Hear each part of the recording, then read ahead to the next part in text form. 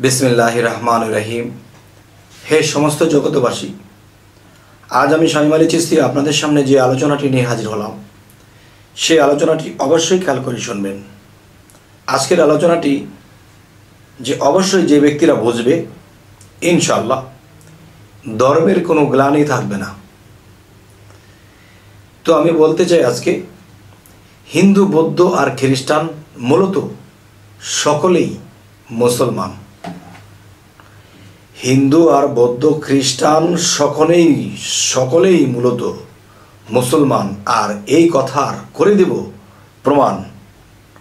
অবশ্যই আমি বাংলা বলছি, বুঝতে কারো কষ্ট হয় না আর বুঝলে সকলেই সমান। তো আজকের বিষয়টি বলবো কি যে পৃথিবীর সমস্ত মানুষই মুসলমান এবং সমস্ত ধর্মের লোকেরাই মুসলমান। আচ্ছা, এই কথার প্রমাণ হিসেবে আজকে এই আলোচনাটি করব। যেমন আমরা বলতেছি কি যে লা ইলাহা ইল্লাল্লাহু মুহাম্মাদুর রাসূলুল্লাহ, নাই কোনো মাবুদ আল্লাহ ছাড়া, তার মানে আল্লাহ এক। খ্রিস্টান ধর্মে যাই তারা বলতেছে আল্লাহ এক, নাসারা ধর্মে যাই তারা বলতেছে এক, হিন্দু ধর্মে যাই তারাও বলতেছে এক।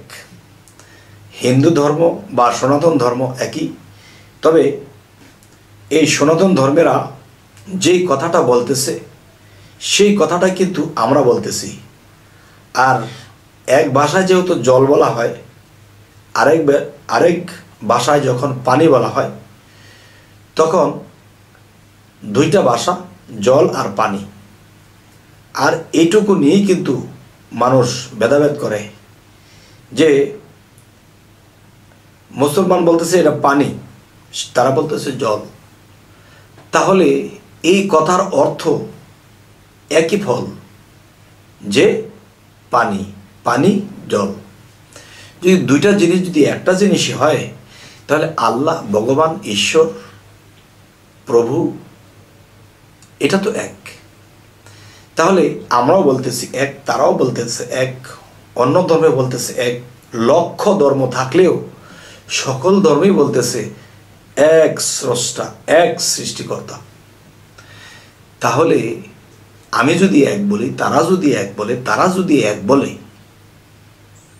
তাহলে তো মিল আছে যে আল্লাহ এক, দ্বিতীয় নাই। আচ্ছা, আমরা যেমন বলতেছি লা ইলাহা ইল্লাল্লাহু মুহাম্মাদুর রাসূলুল্লাহ, যে এক আল্লাহ, দ্বিতীয় নেই, নাই কোনো মাবুদ আল্লাহ ছাড়া। হযরত মুহাম্মদ সাল্লাল্লাহু আলাইহি সাল্লাম আল্লাহর প্রেরিত বান্দা ও রাসূল। আচ্ছা, তাহলে সনাতন ধর্ম কি বলতেছে? আমরা যেই কথা বলে ঈমান এনেছি এই কথাটি আবার সাংস্কৃতিক ভাষায় কিংবা হিন্দি ভাষায় তারা আরেকভাবে বলছে। সেটি কি? এক ঈশ্বর দ্বিতীয় নাস্তি, এক মেবাদি দ্বিতীয়াং ওং বিষ্ণু নারায়ণাং, অর্থাৎ এক ঈশ্বর ছাড়া দ্বিতীয় কোনো ঈশ্বর নাই। ঈশ্বরের স্বরূপ ঈশ্বর ভগবান শ্রীকৃষ্ণ। আমাদের মধ্যে কি বলা হচ্ছে? নাই কোনো মাবুদ আল্লাহ ছাড়া, লা ইলাহা ইল্লাল্লাহ, নাই কোনো মাবুদ আল্লাহ ছাড়া। হযরত মুহাম্মদ সাল্লাল্লাহু আলাইহি সাল্লাম আল্লাহর প্রেরিত বান্দা ও রাসূল। তাহলে অর্থের মধ্যে যদি যাই, এক মেবাদি দ্বিতীয়াং ওং বিষ্ণু নারায়ণাং, অর্থাৎ এক ঈশ্বর ছাড়া দ্বিতীয় ঈশ্বর নাই। এখানে বলতেছে এক আল্লাহ ছাড়া দ্বিতীয় কোনো মাবুদ নাই, একই তো বিষয়। কিন্তু আমরা কেন বলি হিন্দু ধর্ম ভালো না, খ্রিস্টান ভালো না, অন্য ধর্মকে আমরা এগুলা বলি? কিন্তু আমি আজকে যে আলোচনাটি করছি, আজকের আলোচনায় আমি প্রমাণ করব এই পৃথিবীতে যত ধর্ম আছে সকল ধর্মের মানুষ মূলত মুসলমান, আর এই কথাটি করব প্রমাণ। আচ্ছা, যেমন আমাদের মধ্যে মুসলমান শব্দের অর্থ কি? আমাদের মধ্যে মুসলমান শব্দের অর্থ আমরা বলে থাকি আত্মসমর্পণ, আত্মসমর্পণকারী বা আত্মসমর্পণ করাকেই মুসলমান বলা হয়। তাহলে এই পৃথিবীতে ঘুরে ঘুরে যদি দেখি, তাহলে প্রত্যেকটা ধর্মের মধ্যেই স্রষ্টাকে বা সৃষ্টিকর্তাকে আত্মসমর্পণ করে। আচ্ছা, যদি আমি সনাতন ধর্মে যাই, তারাও কিন্তু নিজ গুরুর কাছে হোক, ভগবানের কাছে হোক, তারাও কিন্তু আত্মসমর্পণ করে। তাহলে আত্মসমর্পণের আরেকটা ভাষা হলো কি? মুসলমান। আচ্ছা, এখন খ্রিস্টান ধর্মে যদি যাই, সেখানেও দেখা গেছে যে তাদের ফাদার আছে, যে যিশু ছিলেন, তিনিও গুরু ছিলেন, বা ভক্তের কাছে তিনিও মুর্শিদ ছিলেন, কিন্তু সেখানে ফাদার বলেই ডাকে। যেমন একটা ছোট্ট কথা বলবো, যে আমার এক ভাই একদিন গির্জাতে গিয়েছিল, খ্রিস্টানের গির্জাতে গিয়ে একটা ছোট্ট মেয়ে ছোটাছুটি করতেছে, দৌড়াদৌড়ি করতেছে। বলতেছে, কিরে মা, তুমি এখানে দৌড়াদৌড়ি করো, তুমি কোন ধর্মে আছো? বলতেছে যে আমি আমার পিতামাতা খ্রিস্টান, আমি এখনও খ্রিস্টান হইনি। তো তুমি তোমার মায়ের ঘরে বাবার ঘরে হয়েছো, তুমি এখনও খ্রিস্টান না? কয় না, বাবা মায়ের ঘরে জন্ম নিলেই খ্রিস্টান হওয়া যায় না, কারণ আমি যেদিন ফাদার ধরবো সেদিন আমি খ্রিস্টান হব।